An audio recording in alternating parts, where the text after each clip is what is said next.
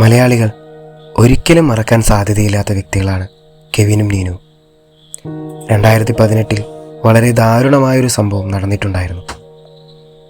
കെവിനും നീനുവും സ്നേഹിച്ചതിൻ്റെ പേരിൽ കെവിനെ നീനുവിൻ്റെ വീട്ടുകാർ തന്നെ കൊലപ്പെടുത്തിയത്. നീനുവിൻ്റെ അച്ഛനും സഹോദരനും ചേർന്നാണ് കെവിൻ്റെ ജീവനെടുത്തത്. പിന്നീട് നീനുവിന് കൈത്താങ്ങായത് കെവിൻ്റെ വീട്ടുകാരാണ്. കെവിൻ വധക്കേസിൽ ഇപ്പോഴും പ്രതികൾ ജയിലിനുള്ളിൽ തന്നെയാണ്. താൻ ജീവന് തുല്യം സ്നേഹിച്ച വ്യക്തിയെ കൊലപ്പെടുത്തിയ 2 പേരോട് നീനുവിന് ഒരിക്കലും ക്ഷമിക്കാൻ സാധിക്കില്ല. ഉള്ളിൽ നിറയെ സ്നേഹവും നിഷ്കളങ്കമായ ചിരിയുമുള്ള നീനുവിൻ്റെ മുഖം മലയാളികൾക്ക് ഒരിക്കലും മറക്കാൻ സാധിക്കില്ല.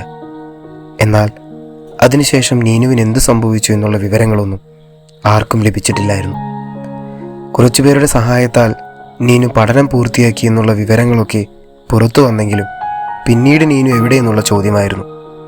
ഇപ്പോൾ കുറച്ചു വിവരങ്ങളാണ് നീനുവിനെക്കുറിച്ച് പുറത്തു വന്നിരിക്കുന്നത്. സ്പോൺസർമാരുടെ സഹായത്താൽ പഠനം പൂർത്തിയാക്കി, മാത്രമല്ല പുതിയൊരു ജീവിതത്തിലേക്കും കടന്നിരിക്കുന്നു എന്നാണ് വിവരം. കഴിഞ്ഞ ഡിസംബറിലായിരുന്നു നീനുവിൻ്റെ വിവാഹം. വയനാട് സ്വദേശിയാണ് നീനുവിൻ്റെ വരൻ.